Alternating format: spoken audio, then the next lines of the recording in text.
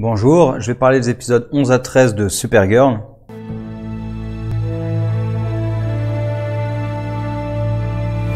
Bien, je vais aller un peu rapidement sur les épisodes 11 et 12 que j'ai rattrapés juste avant de regarder le 13. Donc le 11, on voit un petit peu les conséquences sur Alex et sa relation avec Kara et Supergirl après le mind wipe qu'elle a subi. Il y a aussi toute l'intrigue avec Nia qui doit assumer ses pouvoirs face à sa famille. Les Children of Liberty qui revient avec d'ailleurs Supergirl qui dit « Je croyais en avoir fini avec cela ». Ah bon, à quel moment elle a cru qu'elle en avait fini avec les Children of Liberty en fait? Ils ont juste arrêté Agent Liberty, enfin un des Agent Liberty. Il y avait strictement aucune raison que le mouvement s'arrête en fait, c'est un mouvement de fond dans la société. Donc il y a strictement aucune raison que ça s'arrête. Bon. Ensuite, l'épisode 12, c'était l'introduction de Menagerie, qui du coup va servir pour Elite. Bon, il y a un problème de base en fait avec le personnage de Menagerie, et j'y reviendrai un peu dans Elite, c'est que pourquoi est-ce qu'elle rejoindrait l'équipe des Élites en fait?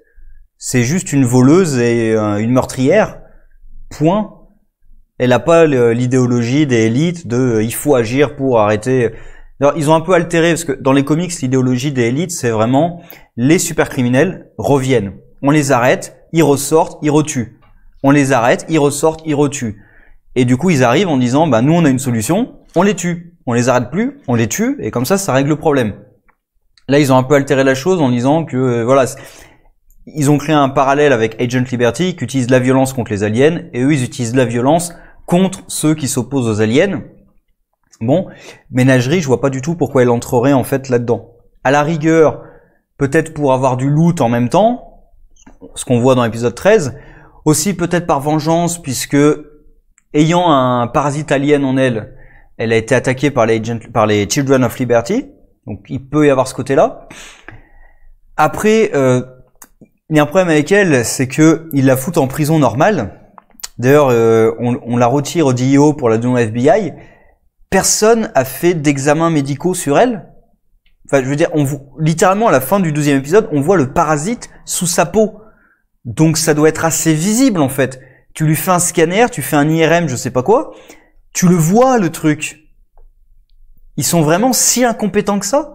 Il y a quelqu'un qui était contrôlé par, enfin qui était en symbiose avec un alien, et ils se disent pas tiens on va peut-être faire des tests pour être sûr que l'alien a disparu. Surtout qu'on voit qu'elle pouvait balancer d'autres serpents. Qu'elle avait pas que l'alien principal, elle pouvait en balancer d'autres. Donc tu dis bah peut-être que si elle peut en jeter d'autres, l'autre il peut peut-être en avoir pondu. Hein. Tu sais, enfin, ils sont incompétents, c'est hallucinant. Enfin, bref, sinon oui l'épisode avec Ménagerie, bon, si qu'est-ce qui se passe d'important dedans? Il y a Nia qui prend la décision de s'entraîner, bon. Il y a surtout Alex qui décide de quitter Olsen pour un désaccord philosophique assez profond entre les deux sur l'utilisation de sa technologie. Même si lui, d'ailleurs, il s'oppose au fait qu'elle le donne au gouvernement. Or, dans le 13, on voit que justement, elle refuse de donner sa technologie au gouvernement. Elle est d'accord de travailler pour le gouvernement afin de donner des super pouvoirs à certains, mais elle refuse de donner sa technologie qui permettrait de donner des super pouvoirs à tout le monde. Donc, quand même, elle est pas en total désaccord avec James là-dessus. Bon, et oui, évidemment, événement important de l'épisode 12, c'est la libération de Lockwood, de façon un peu what the fuck, enfin, je sais que la loi, c'est pas forcément très bien géré, la preuve d'ailleurs avec le Ménagerie qui est transféré au FBI sans que personne fasse de tests médicaux sur elle, ce qui est complètement absurde, enfin, mais bref. Et là, Lockwood est libéré parce que, enfin, le fait qu'il ait tué des aliens, c'est pas la même chose. On peut pas qualifier ça terroriste parce qu'ils s'en prenaient à des aliens et pas des humains. Je crois que c'est ça la raison officielle. Ok, on va dire que ça marche comme ça, la loi. C'est pas tout à fait le cas, mais on va dire pourquoi pas. Bon. Et du coup, l'épisode 13, c'est vraiment l'avènement du groupe Elite avec Hat, Manchester qui n'a hélas toujours pas de pouvoir, ce qui va être un de mes problèmes principaux, Ménagerie et un nouveau Morai, je crois que c'est ça le nom Morai. D'ailleurs, petit problème avec cet alien, dans l'épisode où ils ont été introduits, Supergirl était capable de les voir, enfin de les apercevoir sans le chercher, sans chercher à le faire. avec l'explication foireuse de c'est parce que sa vision, elle a des rayons X, donc même quand elle les utilise pas, elle voit mieux. Admettons qu'elle voit mieux même quand elle utilise pas sa vision, pourquoi pas, même si ça a jamais vraiment été utilisé avant. Et là, c'est pas utilisé. C'est-à-dire que déjà, elle se fait surprendre par lui, et quand elle est dans le bureau du président, il est présent, elle le voit pas. Alors que l'épisode où ils étaient introduits, elle savait même pas qu'ils existaient, elle les a vus sans le faire exprès. Et là, elle sait qu'il y en a un dans le groupe, et elle n'arrive pas à le voir. C'est débile. C'est débile de nous avoir fait un épisode où elle les voyait, si elle les voit pas finalement. C'est un peu con quand même. Et le problème que j'ai en fait avec Elite, bon déjà c'est qu'on les voit pas vraiment agir. En même temps, ils montrent pas suffisamment de violence, donc comme ils vont pas dans la violence, l'Elite, on voit à la fin le Morai qui tue les, enfin même quand ils sont dans la base là où je crois que c'est au Brésil, la première base qu'ils attaquent où ils filment, on voit, enfin on comprend que c'est le Morai qui tue l'un des hommes à terre. Et en fait, on voit rien. On voit juste le mec s'écraser au sol et il se lève un petit peu et hop, il est récrasé au sol et on doit comprendre qu'il a été tué. Et pareil à la fin, les types dans la salle de contrôle qui se font tuer, ils ont aucune marque, ils ont rien. Donc il y a un problème avec la gestion de la violence en fait. On peut pas justement faire une équipe élite dont le but c'est de tuer pour justement faire une opposition philosophique avec Supergirl ou Superman dans les comics qui refuse de tuer quoi qu'il arrive, même si d'ailleurs il y a des épisodes où il me semble qu'elle a tué des aliens. Hein.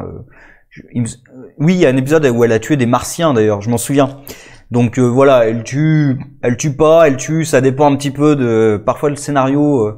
Pour faciliter le scénario, parfois elle tue. Hein. Mais bref, il y a quand même une différence philosophique entre les deux. Tu peux pas faire ça si tu montres pas justement un minimum de violence. Je leur demande pas de faire des types qui se font démembrer, d'accord, mais je sais pas, montre un tout petit peu de sang, même juste des éclaboussures. Enfin, là ça devient débile. Même Manchester qui se bat avec un sabre, il y a pas une goutte de sang. Voilà, je demande pas à ce que ça change complètement et que ça devienne ultra violent, mais il y a tout un univers entre ultra violent et aseptisé. Donc voilà, les élites, ils paraissent pas si dangereux que ça. En plus, alors on comprend qu'ils agissent sur toute la planète, mais on les voit pas vraiment faire. Ce qui pour moi est un problème. C'est-à-dire que ça montre pas vraiment la puissance de l'équipe. Et ensuite, le problème principal, c'est que l'équipe, mais comme les super-héros, de toute façon, ils sont beaucoup trop faibles. Déjà, Manchester a aucun pouvoir, et ils sont tous beaucoup trop faibles. Du coup, tu vois deux équipes ultra affaiblies, qui se tapent dessus, mais c'est pas intéressant, en fait, à regarder. J'espère vraiment que Manchester va obtenir des pouvoirs. Je compte pas mal, sur le projet de Lina, pour que Manchester peut-être essaie de s'en emparer, et l'utilise pour se donner des pouvoirs. Pour moi, ça serait le truc le plus intéressant, puisqu'il faudrait qu'il ait des pouvoirs. Parce qu'en plus, ils le mettent en opposition avec John Jones, qui a des pouvoirs télépathiques. Or, Manchester Black, dans les comics, a des pouvoirs de télépathie et surtout de télékinésie. La télépathie, je crois qu'elle est pas très poussée, il me semble. Enfin, il me semble me souvenir à un moment, il efface la mémoire des gens, donc il a quand même de la télépathie, mais son pouvoir le plus utilisé quand même, c'est la télékinésie. Hein. Il est extrêmement puissant.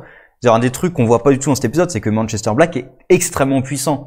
Et c'est ce qui crée une opposition intéressante avec Superman. C'est qu'ils ont ils ont pas exactement la même puissance, mais quand même, ils peuvent se battre à armes égales. Et d'ailleurs, pareil, Hat, qui a des pouvoirs magiques, normalement, il devrait pouvoir affronter Supergirl, vu que c'est de la magie. Et les Kryptoniens sont faibles à la magie. Mais non, pas vraiment.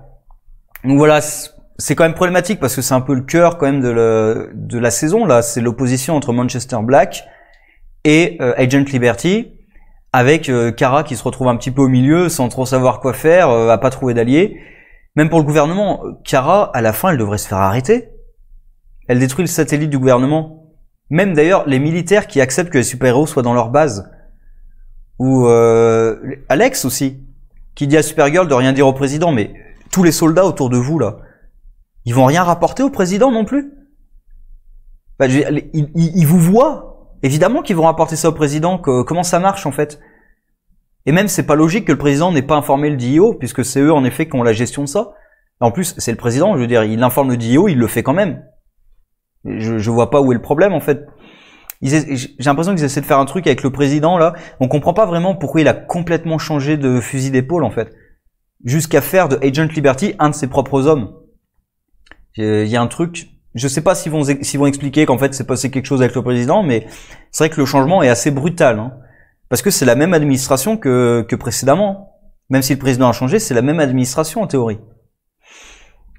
Enfin bref, j'ai un problème avec cette élite qui est trop faible. Après, opposer l'élite, si Manchester obtient des pouvoirs à Supergirl et Agent Liberty, ça crée quand même des choses intéressantes. Mais voilà, à l'écran, je trouve que ça donne le rendu. Sur le papier, ça peut être très intéressant, mais le rendu, ça me convainc pas du tout. Et il reste encore la Red d'auteur à faire intervenir, qui est tombée dans les pommes et qui, de façon complètement what the fuck, a envoyé des pouvoirs un peu sur toute la planète. Comment ça marche exactement? Enfin, c'est absurde. Bref, sur ce, au revoir.